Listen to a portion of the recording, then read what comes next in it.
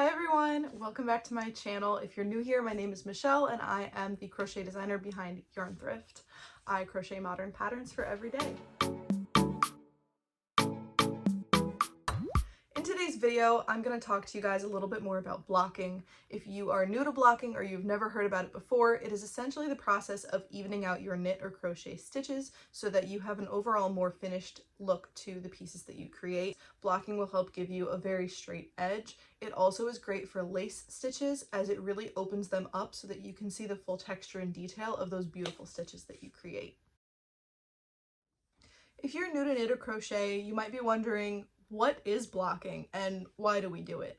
So by introducing water to our pieces, we block them. We essentially loosen and relax the fibers so that they're looking perfect like they should. Straightened edges, lace design is opened up, all that good stuff that you want to see in a finished project. Now, why we block? Really, to make the fabric look as best as it can. We worked really hard on these projects. We want to make sure that they're going to last us a lifetime and that they're going to look good when they do it. Blocking helps us get to that point. It gives us straighter edges, it gives us a better fit, and especially in worn garments, it can really help with the drape and the feel of something. So I personally am a big fan of when something has a really good drape on a project. It maybe isn't too skin tight, but you can see it's not too loose, it's not too tight, and it falls perfectly the same way your favorite t-shirt would, is really how we want to get our crochet projects done. So, for example, this is one of my absolute favorite tops. This is the Captiva. Maybe you recognize it. This is from Murphy Made Crochet. If you take a closer look, you can see that there is a lot of detail to this pattern. There's a lot of different lacy portions of it, and this is a pattern that definitely needs to be blocked. Now, I had this folded, so you'll see that there are some wrinkles, but when you're making a project like this one, you might notice that your starting chain could get maybe more bunched. The sleeves aren't draping the way that you are hoping that they will when you are going to wear it. But after blocking, you'll realize that the fibers relax and they sit on you like any other shirt would. And that's really the goal with blocking, is to make sure that our fibers are fitting us and looking as best as they possibly can, because this is a piece that we want to keep for a long time. So that is just one example of why blocking is important and why we do it and what it is. Now, there's a couple different ways that you can go about blocking. I'm going to go over a quick rundown, and then I'm also going to show you one of my personal favorite ways to block. So in blocking, it's really about introducing water to your piece in some way, shape, or form. Some materials take water better than others. For example, I'm not always the biggest fan of using heat near acrylic. You have to use it very sparingly as acrylic can melt. Now, additionally, acrylic yarn can be misshapen if there is too much water introduced, or it can wear more quickly over time, but we'll get into that. There's also a full blog post if you are looking for a complete in-depth tutorial and introduction to blocking. I will link that in the description below so that you can check it out. It has all of the best types of blocking, and it even includes some links for helpful products that you might be able to use. One of my favorite products to use is blocking boards, and we'll get to that a little bit later in the video. There are a few kinds of blocking boards, just like there are a few kinds of blocking. So the most basic form of blocking that you've probably seen before is water blocking. Water blocking essentially is submerging your piece into water using non-rinse soap or wool wash, adding a little bit of that in there and letting your piece soak for about 15 minutes before you take it out. So that is actually the process that we're going to get into a little bit later in the video, but that's just a quick introduction on water blocking. Now, another method for blocking that I love is steam blocking. So you all know you get a steamer when you have a special event coming up and wrinkles in a nicer shirt or a dress that you just want to be completely straight. Blocking works the exact same way. You can take a handheld steamer, you can put your piece on some nice blocking mats and steam the piece lightly. Now, when you're doing this, you want to make sure that you're holding your steamer far enough away so that it's not damaging the fibers, and you don't want to hover over any one piece of your project for too long so that you don't damage any of your hard work.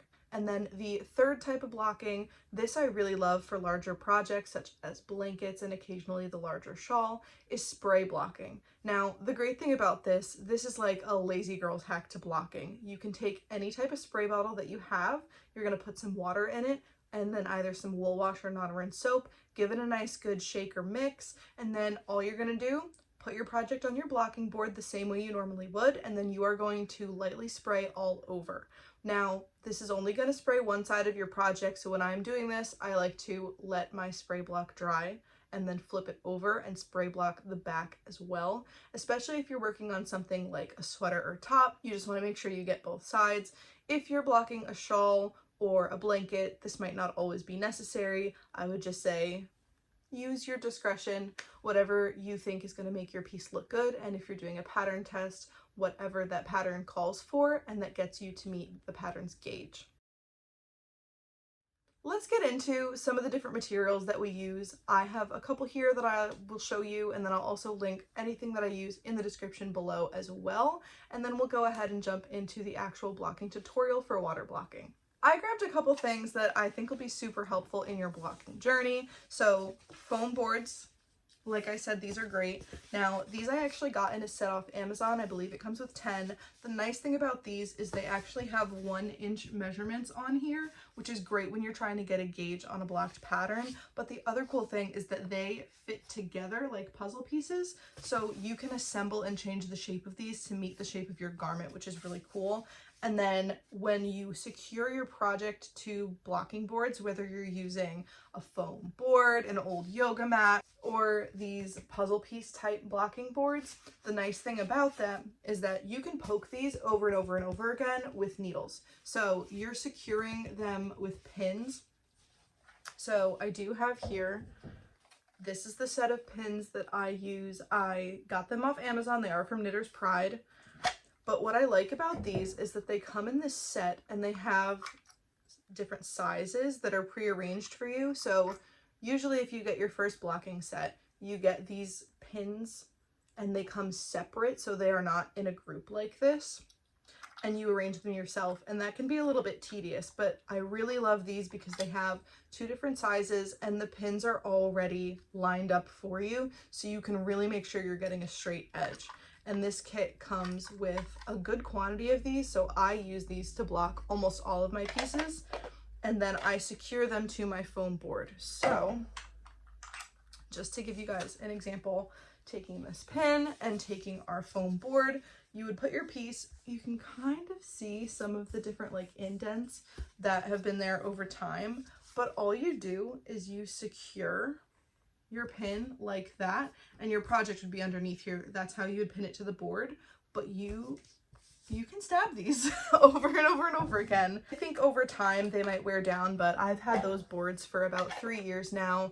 I have blocked almost every single project I have made on them, and they have withstood the test of time, so I would highly, highly recommend those. And then the only other product that you really are going to need, a spray bottle. You can find those anywhere. You probably have one at home somewhere. If not, I will link some super handy Amazon ones in the description below as well.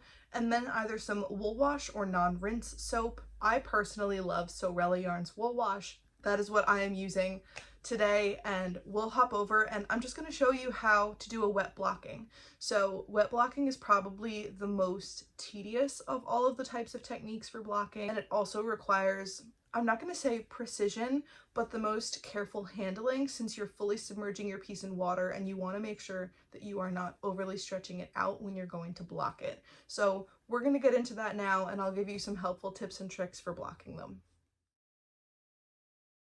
So the first thing you're going to want to do is fill your sink or a bucket with water and put in some wool wash. I'm using Sorella's wool wash here, and then I'm just going to give it a good mix. Now in this video I'm not using as much wool wash as I could. I'm going to add a little bit more, but you want it to get a little bit bubbly up in there so that you can really submerge your piece and make sure that it's getting a good wash. So I've got some blanket squares here. I'm going to fully submerge them. So you want to fully submerge your piece, and you want to leave it in there for about 15 minutes. With blanket squares, I like to flip them over, just make sure both sides get submerged, and I also will hold them down for a bit. So now I'm taking these out. You have to be very, very gentle with them. So you don't want to wring them. You want to gently squeeze the water. I'm trying to give some gentle pressure here. Sometimes I'll use the sink as a base. And then I'm going to lay all of them flat on a towel like I have here. And all I'm going to do now is begin to fold this over, and I'm going to roll this towel up gently. And as I'm rolling, I'm going to press on those blanket squares to get out all the excess moisture without wringing or misshaping those squares. Let that sit overnight.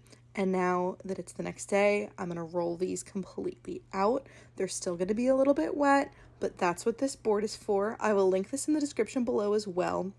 This is another version of a blocking board that is perfect for granny squares. So unlike garments where you're pinning something to a foam board or a yoga mat, this is actually going to give you a perfectly square structure. You can also do hexagons on here, pretty much any geometric shape you can put, and you can just see I'm speeding this up, but I'm using 4 posts to start. And then at the end, I'm taking some of these extra pins and putting them along the sides of the squares, just to make sure I'm getting the right definition for those squares that I want.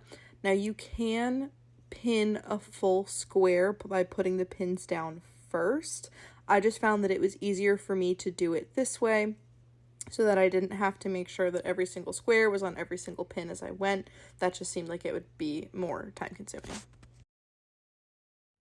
One question that a lot of new crocheters and knitters have when they're first learning how to block is, do you really need to get all of these expensive materials? And the answer is no. Now, I will say that some of these materials save you time, and if you don't have anything at home that you can use already, they're actually very affordable and they last you a very long time. So I definitely think that they're worth the investment. However, if you're just getting started and this is not something you know that you're going to want to continue, you can definitely use stuff that you already have at home.